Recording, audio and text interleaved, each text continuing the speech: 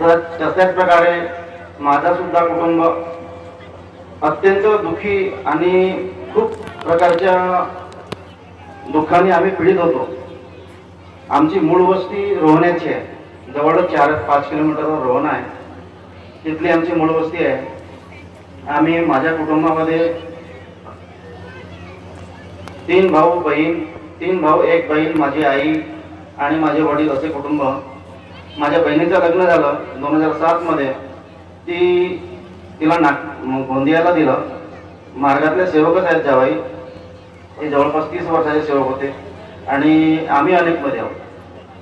तर परिस्थिती अशी होती की अत्यंत दुःखी. माझे वडील सरकारी नोकरीवर होते. आम्ही नोकरीवाल्याची मुलं आहोत. तरी पण परिस्थिती अशी होती की बाबांनी जे 5 नियम दिले आणि त्या 5 नियमामध्ये जे मानवाला अनेक वाईट व्यसन बंद करायला सांगितले, त्या व्यसनापैकी सगळेच व्यसन माझ्या वडिलांना होते. परिस्थिती इतकी दुःखी होती की कुटुंबामध्ये एक जण बिमार पडला आणि त्याला डॉक्टरी उपचार आपण करत असलो आणि त्याला थोडासा आराम लागायला लागला की दुसरा तयार राहायचा. अशा प्रकारचे अनेक हाल, अनेक दुःख माझ्या कुटुंबात होते. आणि 16 सप्टेंबर 2011 माझ्या वडिलांना लकव्यानं मारलं.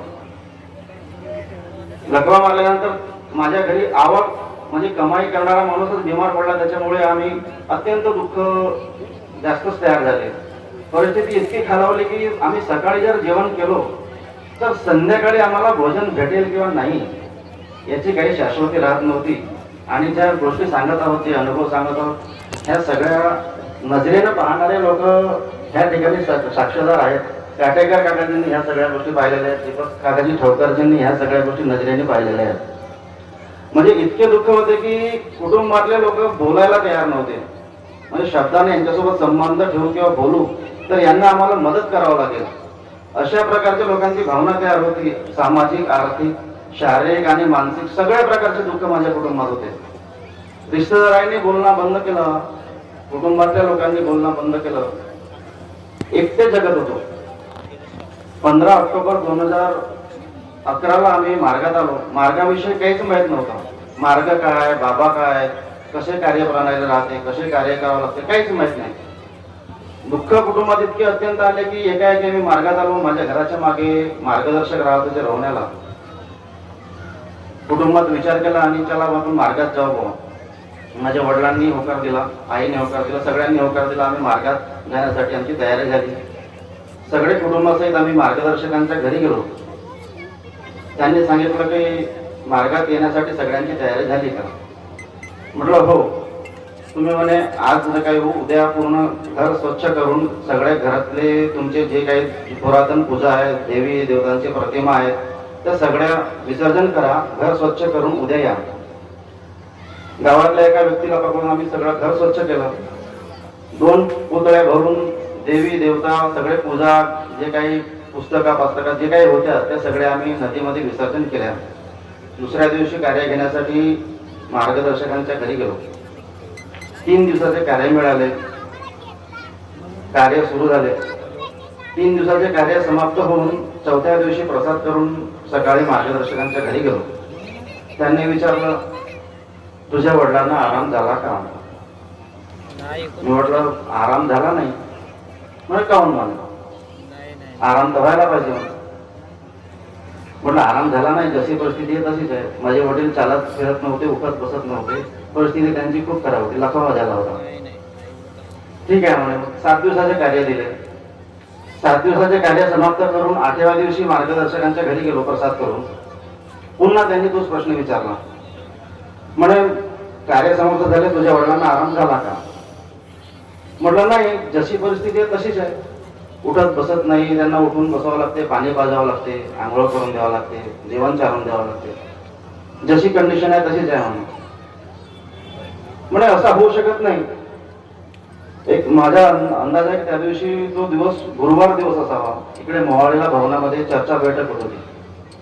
ठीक आहे म्हणे, तू दुपारी माझ्यासोबत चर्चा बैठकमध्ये चाल आणि तिथे बाबा राहतात, तिथे मी तुझी आपण त्याच्यावर मार्गदर्शन घेऊ. आता त्यांनी जसं सांगितलं तसं मी सुरू केलं.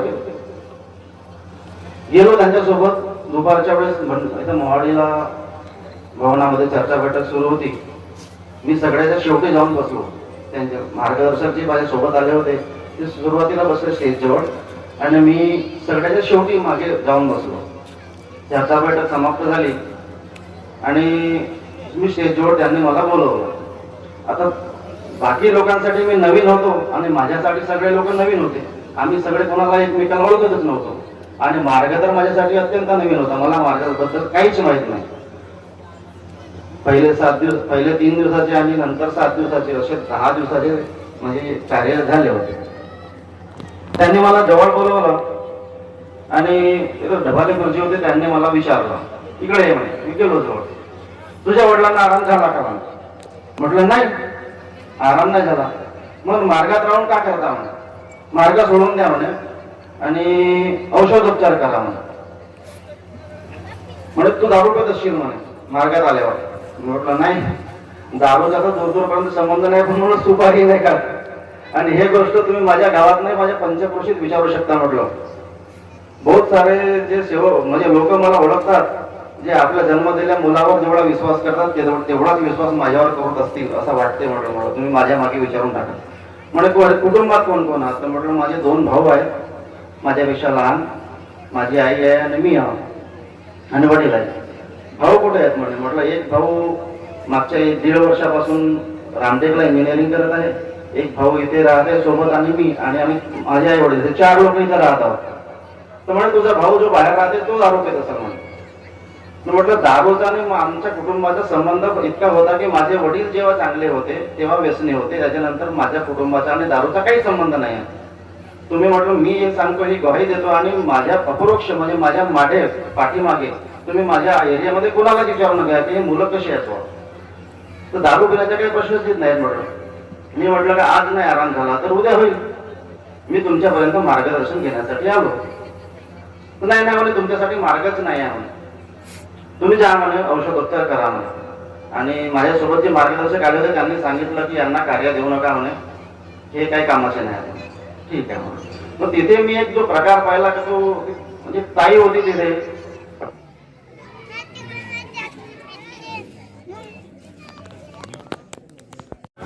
माझे वडील बिमार असताना मी जो अनेक जाणत्यांकडे जात होतो आणि अर्ध्या रात्रीपर्यंत निंबू फेकणे, उतारे फेकणे किंवा त्यांच्या अंगावरून उतरवणे, राख रावणे करणे, हे सगळ्यात मोठा मुलगा असल्यामुळे मीच करत होतो. आणि एका जाणत्याने सांगितलं होतं की बाबा तू तुझ्या वडिलांच्या अंगावरून दहीभात उतरवून नदीत टाकून येशील रात्रीच्या 12 वाजता. त्या सगळ्या गोष्टीची माझी तयारी झाली होती. आणि तेव्हा माझ्या वडिलांनी म्हटलं की तुला कामापुरता जो काही माझ्याकडून जितक्या जमला तितक्या शिकवलं. हे असे अडाणी धंदे करायसाठी शिकवलं का म्हणे? एवढा शिकला बोलगा असे अंधश्रद्धेचे कामं करत आहेत तर शोभते का म्हणे? आपण सर्व म्हणून मार्गात जाऊ म्हणे, हे असे प्रकार बंद कर म्हणे. आणि ते अंधश्रद्धेतून बाहेर येण्यासाठी आपण मार्गात आलो. म्हणून मी जो प्रकार पाहिला होता तो माझ्या बुद्धीला नाही पडला. मी घरी जाऊन सांगितलं सगळ्यांना, माझ्या कुटुंबातील आईला, वडिलांना, 2 भावांना की बाबा त्यांनी असं असं सांगितलं. म्हटलं की तुझ्यासाठी मार्ग नाही आहे, तू दवाई पाणीच कर. आणि जो की प्रकार पाहिला तो माझ्या दिमागाच्या बाहेर आहे, मी नाही करू शकत. त्यावेळेस असं झालं की आम्ही ऑक्टोबर महिन्यात 2011 मध्ये मार्ग घेतला होता आणि तो 3 दिवसाचे आणि 7 दिवसाचे कार्य करून सोडला मार्ग. घरी देव नव्हते, सगळे देव विसर्जन झाले होते आणि भगवंताचा मार्गही आमच्याजवळ नव्हता. असे 13 महिन्यात आम्ही 13 महिने गेले आमच्या जीवनातले की आम्ही भगवत कृपेपासून वंचित राहिलो. 13 महिने गेल्याच्या नंतर कुटुंबाची परिस्थिती आणखीन खालावली. इतकी खालावली का सांगता सोय नाही. आता सांगितलं तर खूप उशीर होईल. 28 नोव्हेंबर 2012 आमच्या कुटुंबात आम्ही सगळ्यांनी विचार केला की आता मंडळातून कार्य घ्यायचे आणि आपण एका भगवंताच्या नावावर जीवन जगायचं. आता कार्य घ्यायचे तर कुठून घ्यायचे? मंडळाचे कार्य. आमच्या गावामध्ये मंडळाचे मार्गदर्शक नव्हते. मग आमच्या सर्वांचा असा विचार झाला की माननीय दीपकजी ठोकर काकाजी दहेगावला मंडळाचे मार्गदर्शक आहेत, त्यांच्याकडे आम्ही 28 नोव्हेंबर 2012 गेलो. तिथून आम्हाला मार्ग मिळाला. 3 दिवसाचे कार्य झाले आणि 3 दिवसाचे कार्य समाप्त करून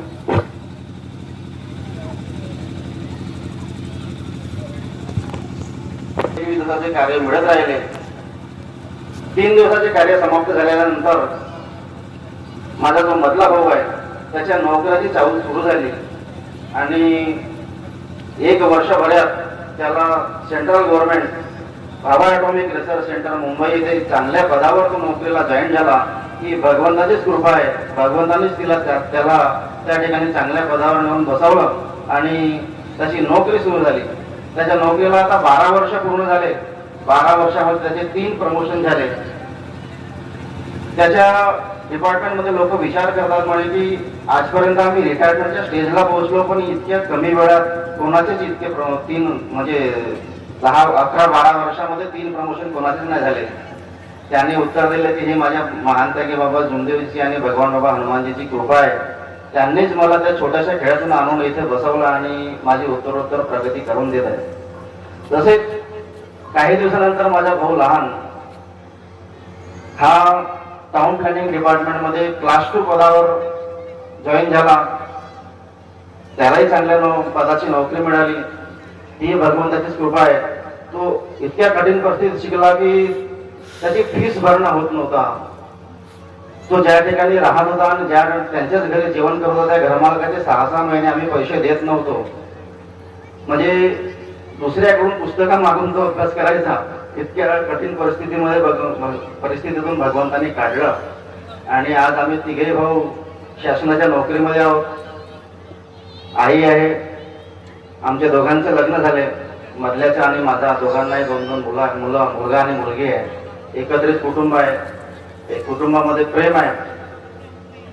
मंडळातून कार्य घेऊन भगवंताचे कार्य केले नसते आणि मार्गात जोडलो नसतो तर आज कुटुंबासहित जिवंत असतो किंवा नसतो याची शाश्वती देऊ शकत नाही. ही महानत्यागी बाबा जुमदेवची आणि भगवान बाबा हनुमानजीची कृपा आहे की आज बाबांच्या जयंती प्रसंगी आपल्या सर्वांसमोर मी आपला अनुभव सादर केलेला आहे आणि बाबांनी आमच्या शारीरिक